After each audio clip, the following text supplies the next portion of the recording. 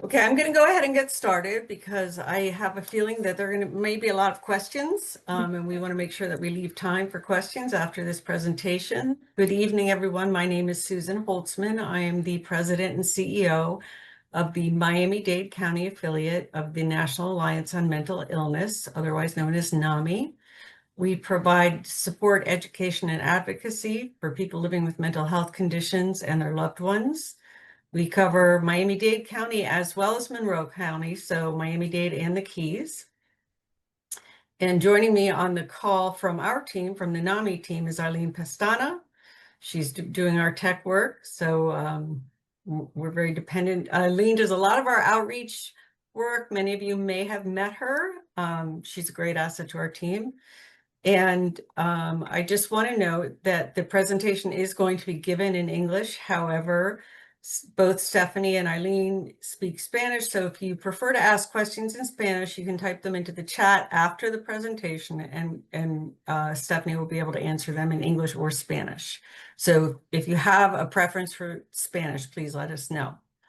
So we're very excited about this evening's presentation called Voices Unheard, Second Generation Immigrant Mental Health. It's obviously an extremely timely topic, always timely really here in Miami, but even more so now. And I'm very excited to introduce our speaker, Stephany Magrone. Stephany is a licensed mental health counselor with years of experience working with individuals of varying ages and backgrounds. She earned her master's in mental health counseling from Nova Southeastern University in Miami and has helped her clients manage their mental health challenges and issues in their relationships with compassion and care. She provides a space for clients to feel comfortable expressing their thoughts and discuss together ways to overcome their struggles. In her experience, Stephany has found that a collaborative approach with her clients and using various techniques from theories such as cognitive behavioral and client-centered have been most effective in helping clients. She looks forward to continuing to make a difference in the lives of her clients by helping them grow and achieve the goals set for themselves. Her areas of expertise include adjustment disorder, anxiety disorders, conflict resolution therapy, depression, eating disorders, life transitions and stressors, marriage and family counseling, maternal mental health, parenting counseling, personality disorders, teen anxiety disorder, and teen eating disorders. So that's quite an array of areas. And we are so excited to welcome you here. Stephany, if you want to go ahead and get started. Yes, thank you so much, Susan and Eileen, for helping me out and for allowing me the honor and the privilege to present today on a topic that is very near and dear to me as a second-generation immigrant. I think it's incredibly important. As you said, it is timely because of how things are happening in the world right now that we talk about this. And so, again, thank you. I'm very excited to be here. All right, so let's get started.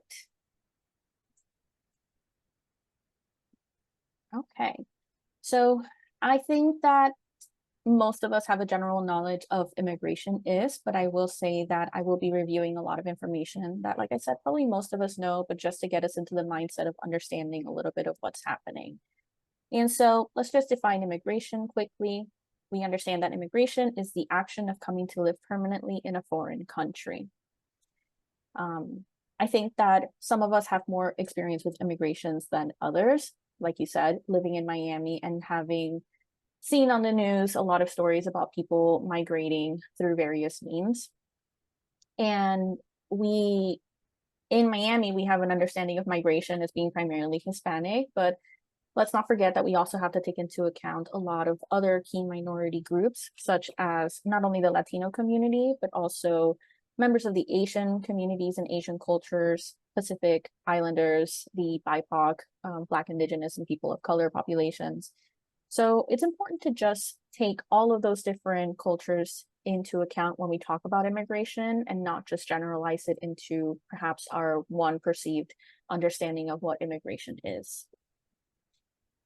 So I know that the title of the presentation is focusing on second generation immigrant mental health, but I also think strongly that it's important for us to understand some of the first generation immigrant mental health and to understand the connection between the two. how the mental health of the parents and the struggles that they have been through creates an environment that starts affecting the mental health of their children. So for the purpose of this presentation, to define, a first-generation immigrant is the individual and perhaps the family that makes the decision to move from their country of origin to their destination, the country that they picked to move into. And a second-generation immigrant are the children of those immigrants, those that are born in the new country, in the country that they have since been established in. And we also have what are called 1.5 generation immigrants, which are the children that were brought over to the new country at a young enough age where they're still experiencing those changes, those struggles with the biculturalism. So in understanding why families and individuals migrate, we can further understand how that transgenerational trauma is created. We can expand on how first-generation immigrant experience affect the family dynamics and their parenting approaches, which then helps us understand the second-generation mental health. Okay, so as I said before, I think it's important for us to talk about first-generation immigrant health. And so first, we're going to talk about why some people migrate. I have on the screen 4 factors that that can occur in an individual's home country that can lead them to start developing certain struggles with their mental health that will then push them to make the decision to leave their country of origin and move into their country that they have chosen to move into. So all of these have an effect on each other in some way. So I'm not going to list them in any particular order, but understand that one probably affects the other. So to start, we can talk some about the economic struggles that individuals may face in their country of origin. Like I said before, there could be a lot of things happening in this country that have created this sort of like perfect storm and a perfect environment that allow the individuals in these countries to struggle with their economic status. For example, perhaps they don't have access to certain employment opportunities. Perhaps they don't have access to food, resources, perhaps homelessness. And when we get into the political aspect, we might get a better understanding as to why this happens. But for now, let's just understand that when these individuals make the decision to leave their country of origin, they are not doing it oftentimes because they want to. It's more of a circumstantial situation that is making them feel like they don't have any opportunities in their country of origin. The second factor that we have listed here is the social aspect. And I think that one of the most important parts of the social aspect that can lead an individual to make the decision to leave their country of origin can be discrimination and feeling radicalized in the country that they are living in. Even if it's the country that they were born in, perhaps the choices that they have made throughout their life or the way they were raised has led the citizens of that country to make them feel pushed out or that they don't belong there, even within their own country. We also understand that perhaps they don't have access to certain educational opportunities like attending college and then leading into not having good employment opportunities, as well as struggling with family reunification. So again, we'll get into the political in a second, but there could be various reasons as to why these individuals' family might have already left the country and have left these individuals feeling like they don't have a place and that they're alone. And so they're looking to leave this country to reunite with the family that has already left. So one of the reasons why these things could be happening in their country of origin is because of political reasons. So we're looking at things like war and conflict that are creating an environment in which these individuals don't feel safe within their own country. I'm talking about places like Cuba and Venezuela, in which you hear a lot of turmoil because of the political climate in which a certain regime has taken over and has created this situation in which individuals don't feel safe and don't have the means to be successful, don't have the means to be able to push forward and create a life in which they know their children are going to be successful. They have a fear for their own life, they have a fear of violence, and they have a fear of forced displacement. When we talk about forced displacement, we go back to that discrimination. Perhaps these individuals are following a religion that the government does not agree with, and they make the decision that, you know, these people don't belong with us, and so they are forcibly displaced. And lastly, we talk about the environmental factors. So this could be something like a volcano, a tornado, a hurricane, anything that creates a physically unsafe environment for these individuals to live in, leaving them perhaps homeless or without access to their work, whether if they work in the fields and their crops are destroyed, or whether they work in an office building and the office building has been knocked down. And so these are just some factors that might lead a group of people or an individual to make the decision to leave their country of origin and try to find a better outcome elsewhere. So let's assume that these individuals have made the decision to leave their country, and they said, okay, we are going to seek passage somewhere else in another country where we have the hope that things are going to be more successful for us. Unfortunately, the reality of the matter is, if these individuals have already been struggling from before with their economic status and with the capacity to be able to feed themselves or house themselves, the reality of the matter is that they're probably not going to have the means to be able to secure a safe passageway to the country that they have chosen as their destination. And so this leads to a lot of immigrants that are trying to migrate to another country to experience dangerous journeys in that attempt to move.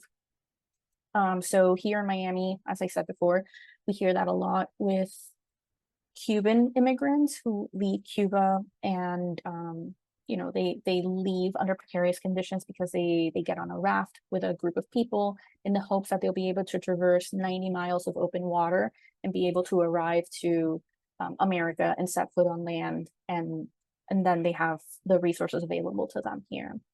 You also hear about this in Mexico, people trying to cross the border and unfortunately being in a dangerous situation where they don't have access to food, they don't have access to water, they're not sleeping in a 5-star hotel. They're just trying to get to their destination. And, excuse me, unfortunately, this allows them to be exploited if, for example, by smugglers, if there is a smuggler that promises them safe passage for whatever money they have on them, they could very easily be taken advantage of in that way, where they take their money. But unfortunately, also it can create opportunities for there to be physical and sexual trauma, where they find themselves in an unsafe environment, making the journey to the new country that they have chosen to move into, whether that is through the group that they are with, or even from the smugglers or the people that are trying to get them access to this country, which leads a lot of people to feel unsafe in the journey. And in fact, the journey can be so dangerous that it can lead to death and other trauma, for example, separation of their loved ones. If their loved ones are on this journey and, you know, they have a fear of being caught by the government that's chasing them, they get separated, and then you don't know when you're going to be able to meet up with your family member again, if ever. Sometimes the journeys are so dangerous that it can lead to some individuals unfortunately passing away on in their attempt to be free from the country that they just left. So now let's assume that they have successfully made the journey into their country of choice and they are trying to get established. So here we're going to start talking a little bit about some of the post-migration struggles. So these are some of the struggles that these individuals are going to be facing once they have arrived at the country that they have chosen to move into.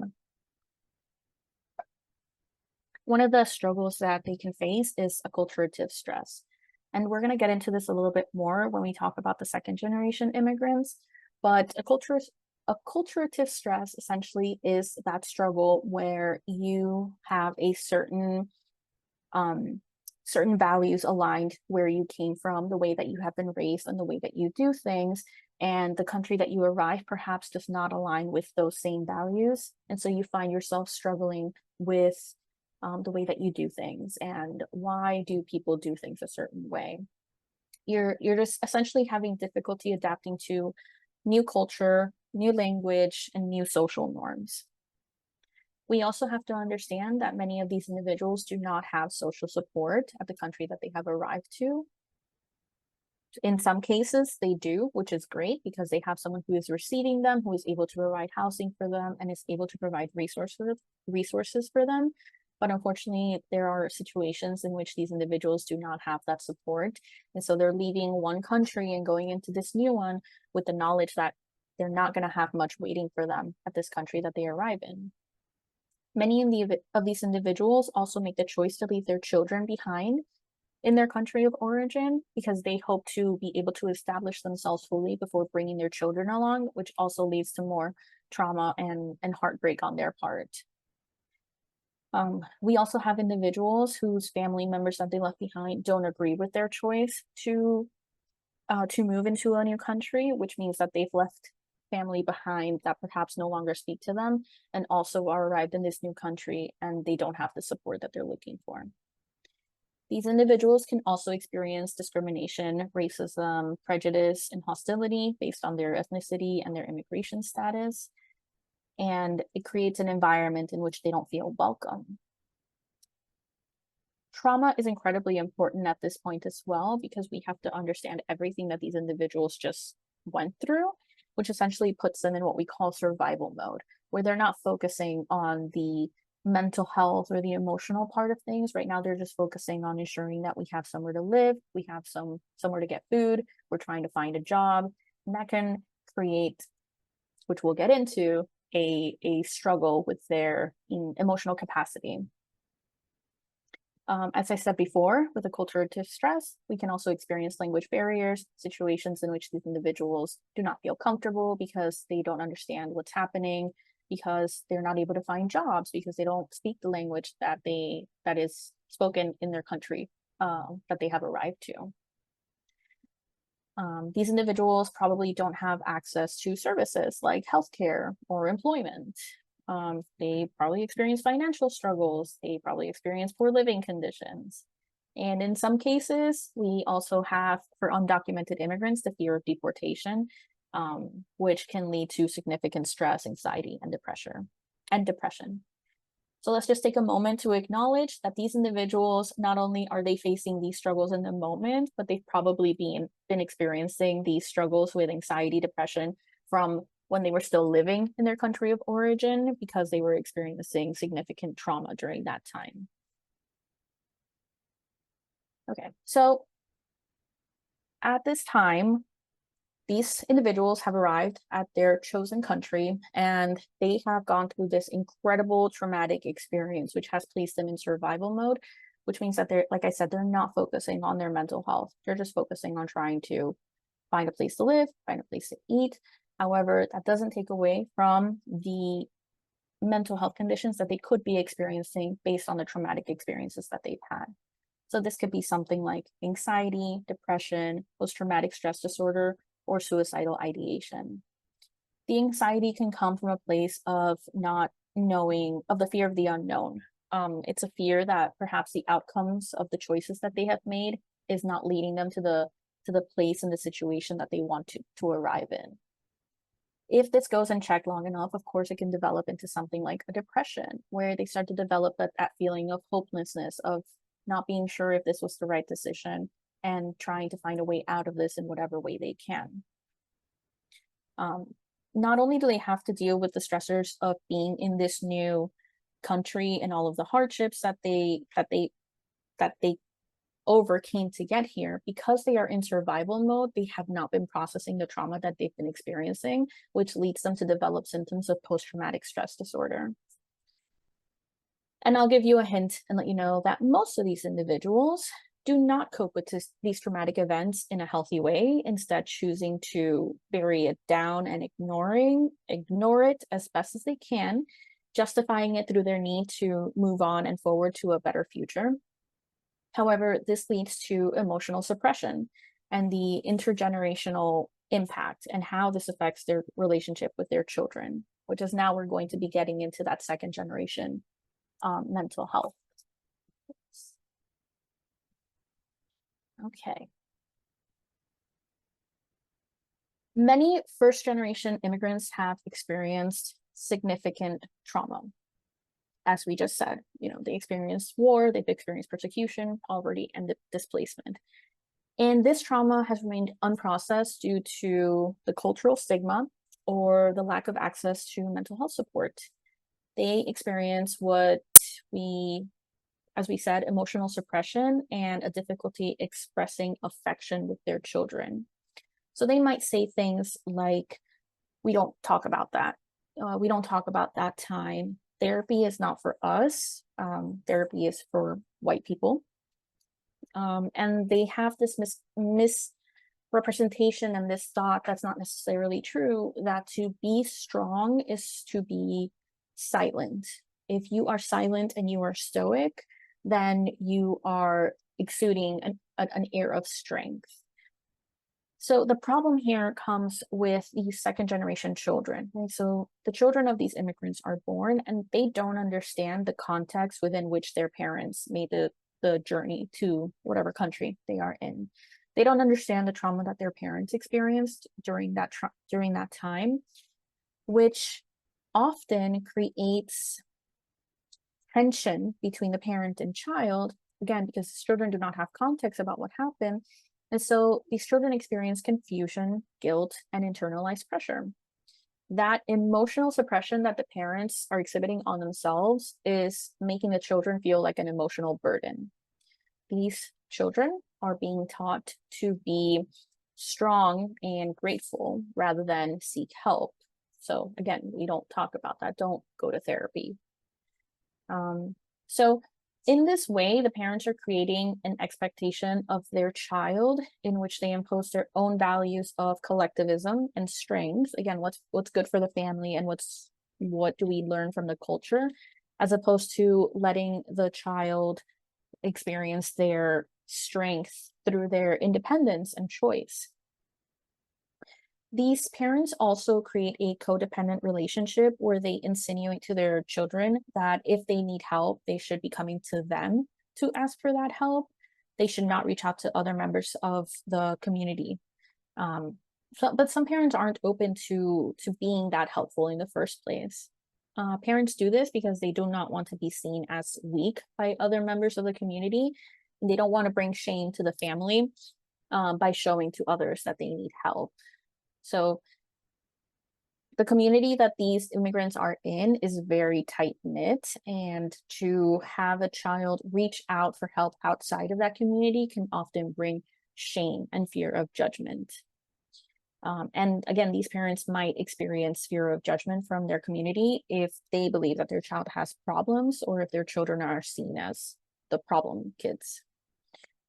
So that emotional disconnect between parent and child can lead to isolation and shame, increasing the risks of depression, anxiety, and internalized conflict.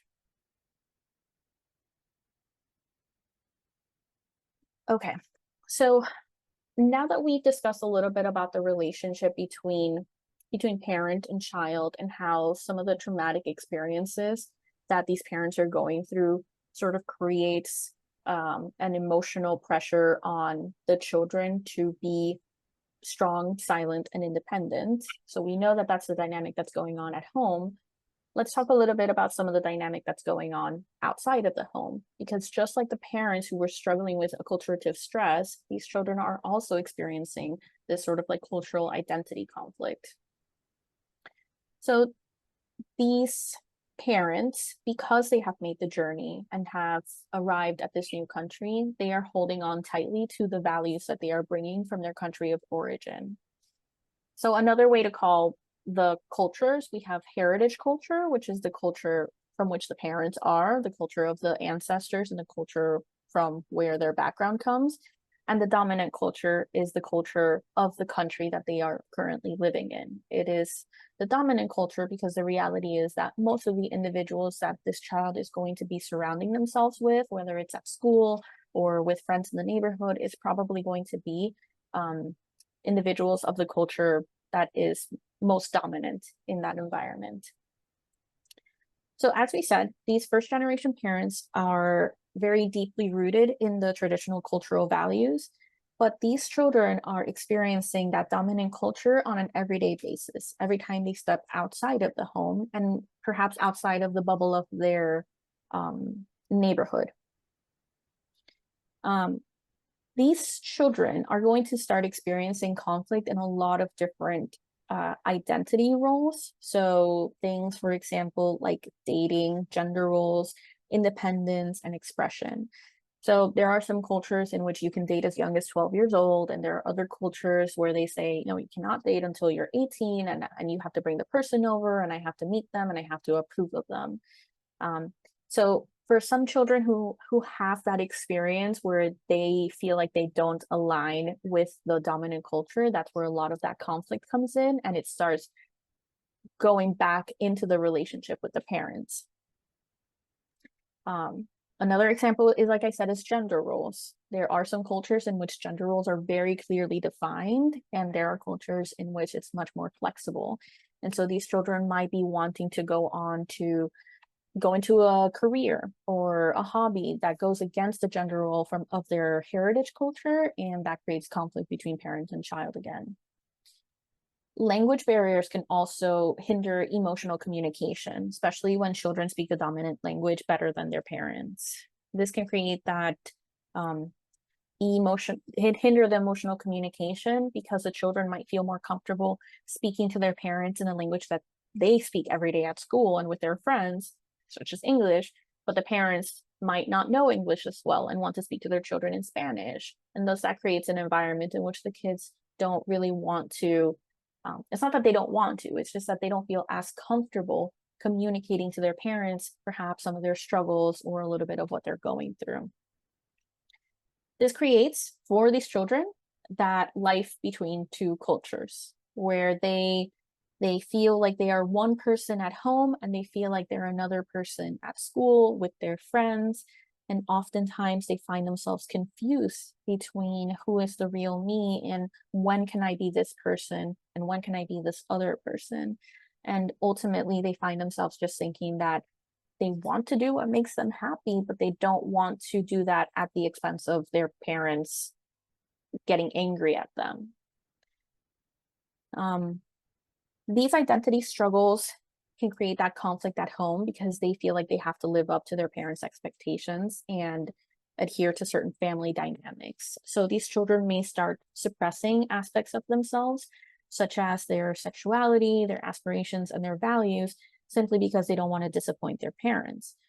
Effectively, all this is doing is impacting their identity development and their mental health, because they're not allowing themselves to be true to themselves. And ultimately, this can create some internalized racism, where it doesn't matter if they're at home or if they are outside with their friends, whatever decision they make is going to be rejected in one way or another, which really allows the feelings of self-hatred to adhere themselves inside of them, and to make them feel unworthy and unhappy and feel like it doesn't matter what choice they make, it's going to be wrong, which really affects their self-esteem. Okay, so we talked a little bit about some of the things that are happening at home between the parents and the parents and the children. And I say parents, but it could be grandparents, it could be siblings, it could be any sort of family members. And I say children simply for the ease of not having to say second generation immigrant children. So to talk about family pressure and role conflict, we're going back inside the home for a little bit. And it's incredibly important to understand some of the roles that these parents are placing on their children, simply because that is the roles that were placed upon them when they were children or when they were growing up, or what they believe is the right thing based on the experiences that they went through during their traumatic experience, the journey that they went through, migrate to their country that they're currently residing in. So one of the first things that we talk about is parentification. Parentification is something that is very commonly heard of in several immigrant cultures. I know in my experience it's been the Hispanic culture, but I'm sure that we can say the same about other cultures, in which the parents place a ginormous amount of responsibility on the children in the hopes of making their life a little bit easier and trying to teach their children responsibility. So it's a role reversal, which means that the parents are placing the responsibilities upon their children, which should not be. So an example that we have of this is when the parents, perhaps because of the language barrier, make the children call the doctor to make an appointment, or perhaps make the child be in the doctor's appointment with them to help translate the information between the doctor and the adult, which is incredibly inappropriate for a child to have to explain to a doctor some of the things that are going on in their parent's body. We also think about how often parents place the oldest sibling in charge of the youngest siblings simply because of convenience, because perhaps the parents have to go to work, and that's not convenience, that's a necessity, but it's putting a lot of responsibility on these children and placing a lot of pressure on them to do what is asked of them for the need of the family. So speaking about parental expectations, for many immigrants, I'm sure that we've heard about the parents' sacrifice, the sacrifice that these immigrant parents have made when they made the decision to immigrate or migrate into their chosen country. And so in this situation, it's very common to hear the sacrifice. These immigrant parents will say something like, "We sacrificed everything for you. We did this for you to be successful and for you to move forward and grow." But ultimately, the way that this is being phrased in the context that it is being used is just putting a lot of pressure on these children and creating guilt. And again, reinforcing that silence, stoic strength. You know, we made the sacrifice for you, and we expect you to be quiet about it and to just work hard. So all this does is create an environment in which the children feel indebted for the sacrifices made for their future, which is a burden that they carry silently. This can also lead to these children experiencing success guilt, the inability to enjoy achievements due to family struggles. So it doesn't matter how successful these children are, whether they're getting straight A's or whether they're doing great in school, it's never going to feel enough for them, because they will go home and their parents will say, "Well, we sacrificed everything, so you can't possibly live up to this." So because these first generation parents are prioritizing survival and success over the emotional well-being due to those past sacrifices. So they might say things like, "We didn't come here for you to waste opportunities." So these children might be wanting to explore perhaps a hobby that they're interested in, or a career that is more of a passion for them. And these parents might really shut that down because they expect this child to really be able to push forward and be like ultimate success. And it creates, again, that achievement equals worth dynamic, where these children have to be successful and they have to be high achieving. And if they're not, then what did we do all of this for? So again, it's just placing this pressure on these children and affecting their mental health. They create a conditional love narrative where achievement equals worth. And so the emotional needs or these mental health concerns of these kids can be dismissed as first world problems, further silencing them. These parents are also creating opportunities of learned helplessness through that parentification, where they are kind of getting to a point where they say, "I can't possibly do this without you," to their child, in the hope that the child will stay with them and continue highly achieving, like working on proving their worth to these parents. And so the parents do this because they want to be able to protect their children, but ultimately it just comes out as a overprotectiveness or strictness. Okay, so we have We were at the house, now we were outside, we went back to the relationship. So now we're going to talk a little bit about the social challenges outside the home again for a second. There are, for these children that come from these immigrant parents, they can also experience many socioeconomic disparities simply because they live within the means that their parents have. And if these parents have been successful, that is amazing that they are able to get the resources that perhaps their parents didn't have when they first arrived at the country. But oftentimes these parents might not be fully established yet and might still be trying to find ways to be completely successful. And so some of these second generation immigrants can feel isolated or excluded from their social groups and from certain educational opportunities because they don't have access to some of the opportunities that other kids who are from the dominant culture perhaps do have access to. So that can lead to discrimination and racism because they're being discriminated against based on their ethnicity or their immigrant background, which ultimately impacts their sense of belonging and their mental well-being.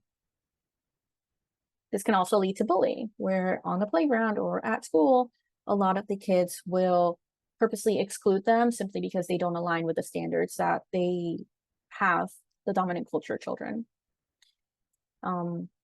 Immigrant origin students may encounter specific challenges in the education system, again, including the language barriers, other cultural differences, and a lack of understanding about their unique needs. So as we said before, there are certain cultures that have a stigma around mental health. For example, like I said, the immigrants who say, you know, we have to be silent, we have to be stoic, we don't ask for others for help. And ultimately, that emotional disconnect is what leads these children to develop diagnoses such as anxiety, depression, self-esteem issues, trauma, and if it gets bad enough, get to a point where they experience suicidal ideation. That anxiety can look like an imposter syndrome, again, because it doesn't matter how successful these children are, they're not going to be worth enough to make up for the sacrifice that their parents made. That depression can look, again, like, I don't know who I am, I struggle, it doesn't matter what choices I make, it's always never going to be good enough for my parents or for the kids I'm trying to impress. And so anytime that they try to express, like have an opinion and express themselves, it's going to be shut down because they're not going to fit into the mold of both cultures. Again, the self-esteem issues tie into this, and it could be traumatic for them to have to live through this and to feel like they don't have a connection with their parents because the parents have certain expectations that it doesn't matter what they do, they feel like they're never going to meet them. And again, if this gets bad enough where it goes undiagnosed, unsupported, where they don't get any help, it can lead to suicidal ideation. So now that we know about both generations and generational trauma, I'm just going to put it in a really quick flow, right? So these parents are experiencing trauma in their country of origin, so they make the decision to migrate. They go through a traumatic experience. They make the decision to not process their trauma because they are in survival mode, and oftentimes that's not even a decision, it's just what they have to do to survive. But ultimately that leads to them having unrealistic pressure on their children, which creates that emotional distance between them and their children. So the children, what they experience without the context is just an emotional distance that makes them feel like emotional burdens and leads to that cultural dissonance, and it leads to them having these unmet needs that develops into mental health diagnoses. So how can we provide support for this community? I think it's important first to recognize that this, like I said, it's not a choice. These patterns that we're recognizing show us that the blame doesn't fall exactly onto these first-gen parents, but we're talking about the systemic trauma that they have experienced in making the decision to migrate, and we emphasize that there is a need for intergenerational healing. When we talk about intergenerational healing, we're talking about healing from the top down.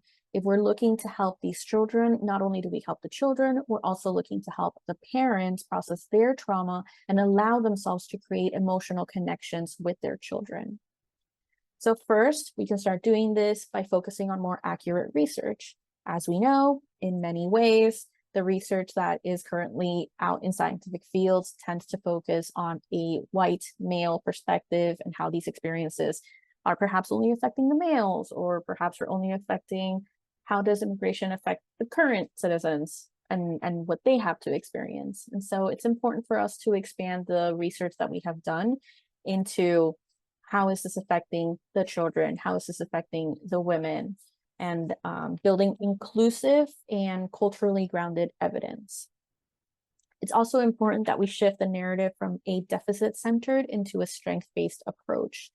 So most existing research and interventions are grounded in a deficit-centered narrative, which essentially means that we're not looking at immigrant strengths, we're looking at their weaknesses, at the things that they are struggling with. But we have to understand that most often when we're looking at a bicultural aspect, we can get the best of both worlds and create an environment in which these children thrive. We also want to make sure that we do a lot of trauma-focused work. So this can be especially helpful when it comes to dealing with intergenerational trauma, because you're looking at specific modalities like IFS, internal family systems, EMDR, and trauma-informed care, where essentially we're working on breaking cycles. You're going deep inside yourself and finding values that come from within and not necessarily looking to external factors like our ancestors to help us define what we find valuable for ourselves. Lastly, we have intergenerational dialogue. So these are family-based interventions that help us, again, create that connection between the parent and child. So doing things like family therapy and individual therapy for the children and for the parents, where we honor the trauma that these parents went through while still acknowledging the emotional needs of the children. Again, breaking cycles is not easy, but it's definitely doable through these interventions, and understanding how important it is for us to acknowledge the connection between the unprocessed trauma of the parents and the unmet emotional needs of these children. So I'm going to be leaving on the screen these recommended readings. These are 4 books that I recommend for people who want to have more information about intergenerational trauma, as I go ahead and answer some questions and take a moment to, again, say thank you for allowing me opportunity to be here and to present on this topic. Thank you so much. Thank you, Stephany. That was really fascinating and so much to think about in what you shared. And I'm sure that our audience has a lot of questions. So if you want to go ahead and put your questions in the chat, that's going to be the best way for us to answer them. I think one of the questions I have, as we're, I think, let me just make sure we don't have any yet, is what you described is that within our community here in Miami-Dade County, because we have such a high population of people who are first and second generation families that have migrated, we have a lot of trauma, and then we have a lot of the sort of residual. I guess the question I want to ask, and this is coming from a NAMI point of view, is where are these people going to get their information if they're seeking help? Is it, I mean, the patients that you see, are they being referred to you through schools, through community organizations? Because we know that there's a barrier often, Yes. especially so could you talk about that a little bit? Yes, I do receive referrals from schools, from teachers, from community centers, even from churches. So I think it's great that I think that the population is increasing of people who are seeking help, but it doesn't change that sort of stigma that parents have against mental health and against being seen as sort of the problem family. Again, they think that stoicism and silence is really what signifies strength. But I think I will say that perhaps some of us are not huge fans of social media, but I do think that the one good thing that social media has going for it is that it absolutely allows more information to spread quickly. And so Mhm. recently we've had an increase in social media posts of informational posts of what it means to struggle with a mental health disorder, which I think when children, not necessarily children, teenagers, see these posts, they are finding ways to communicate with their parents a little bit more effectively by showing their parents, hey, like this is something that I think I might have. It's not a big deal. Don't get scared. Everything's going to be fine. And they can do their own research on certain community organizations or mental health offices that they can go to and seek help. And like NAMI, right? You have a website that provides a lot of resources and a lot of information that helps these parents feel more informed and not be so standoffish to the idea of getting help for mental health, especially because now these adults, the parents, are starting to recognize, oh, maybe I'm having a problem with like my mental health. So I think that the increase in information available to people, both to the parents and to the children, is creating a connection for them to feel like they can talk to each other about it and also feel like, you know, if we can't talk to each other about it, can we go somewhere where they can educate us and help us talk to each other about it? Okay, so I do want to put in, just let everyone know that we also have our helpline at NAMI. It's posted in the chat, and we answer that in English. We can take questions English, Spanish, Portuguese, Haitian Creole, French, also I think Urdu, right? And another Asian language. So anyone that has questions about any of this can call NAMI and we can speak to you. But the question we have is, if say you're the young adult child of in a immigrant family, and you need support of your parents to get uh, to attend therapy, what are some strategies? What can you say to them to them come in agreement with that? Do you have some advice on that? Yeah, absolutely. First, I want to acknowledge that I know it can be incredibly scary and nerve-wracking to have to go to your parents and talk to them about something that maybe you've never talked to them about it before, or you're not sure the kind of reaction that they're going to have. So we can always start with honesty and making sure that we have sort of like a gentle startup where we're not going to talk about using sort of keywords or phrases that might be triggering for these parents, like saying things like crazy or I need help. So I think it's important to come from a place of the struggles that these individuals are experiencing and being able to say something like, I'm I'm not I'm not sure how to say this, but I think I want to go talk to someone, talk to a friend, and I met someone or someone recommended this place and it really helped them. And so I'm wondering if we can make an effort to go, if you can take me or if I can go. And ultimately, let's just try one session. Let's just try one conversation with this person. And I really want to see how that makes me feel. I also think that for those that have the opportunity to do so, to be able to get help within their school environment, that can be a way where they don't necessarily have to um, be very explain too much to their parents where they're just looking for Mhm. information. School counselors can definitely just like be able to provide some basic information to these individuals without necessarily having um, to tell the parents everything about what's going on. And so it could be hard, but ultimately, I think these parents understand that we're here, that if they see their child is struggling, they have to give way a little bit and figure out how they can help. Mhm. Well, and Michelle pointed out, and I think it's a very good point, when you have that conversation, you want to make sure that you're not blaming the Oh, parents for absolutely. the problem that you're having, because yeah, that you will probably get the opposite reaction than what you're trying to achieve. Yes, it's not, oh, because you're like this, I'm like this. No, again, it's a gentle startup. It's just, I'm sort of like struggling with this, and I'm wondering if we can find ways for me to get help with this. Great.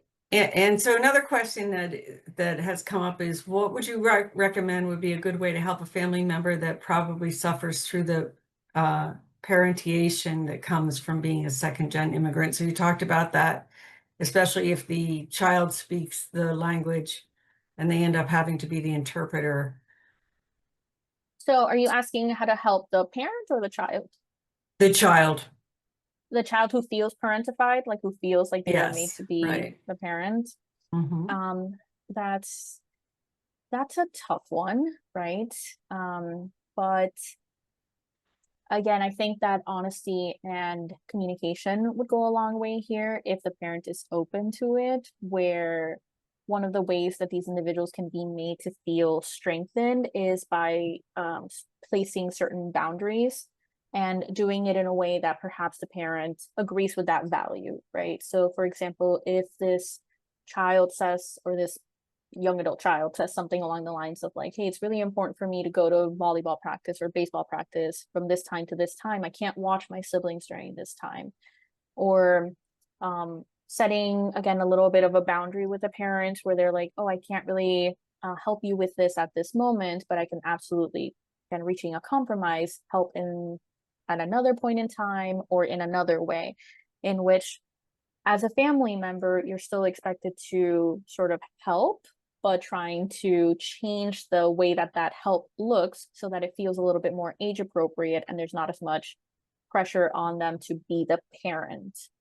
So, like I said, if that example looks like them looking after their siblings, those are a little bit of stricter boundaries. Like, I don't feel comfortable with this because something happened, or I have this other thing to do.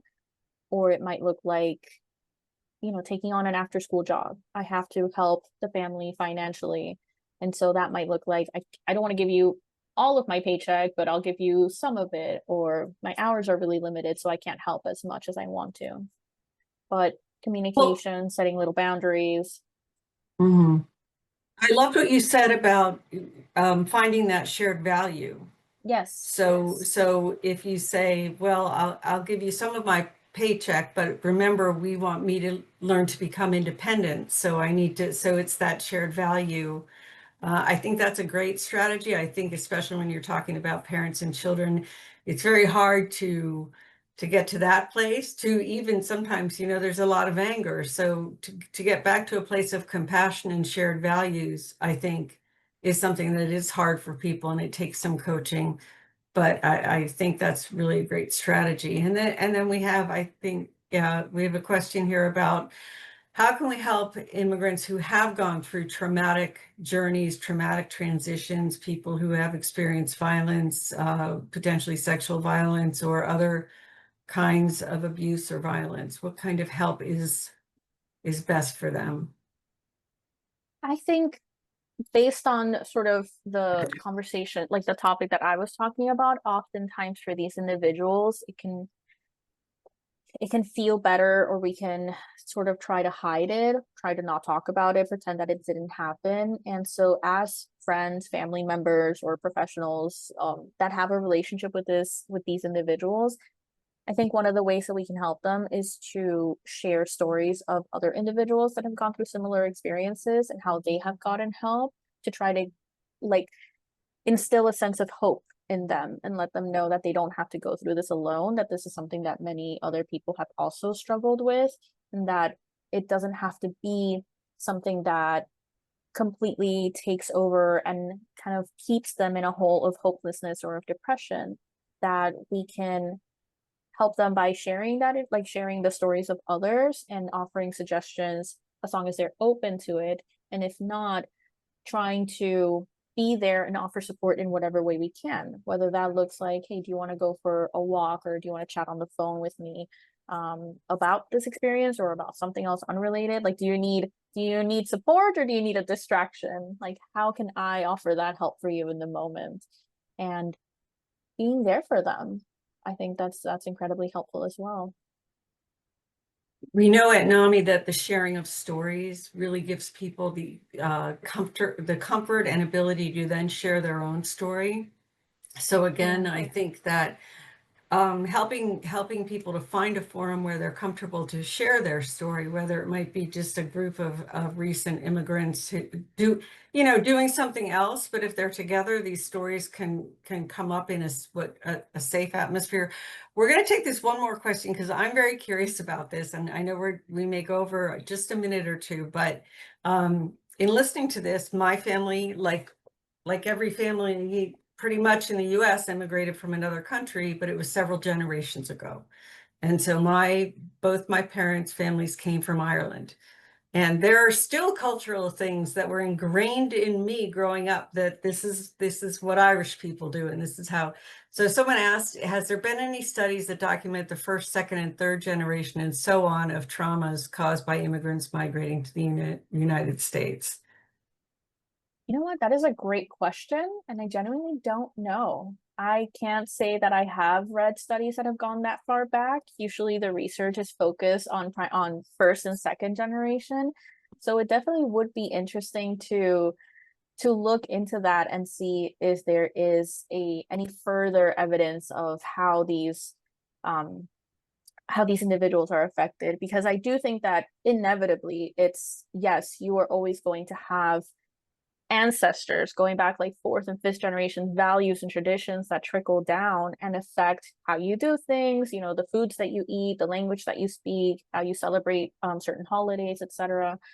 But we have in this context, right, I've been focusing a lot on the trauma of migration.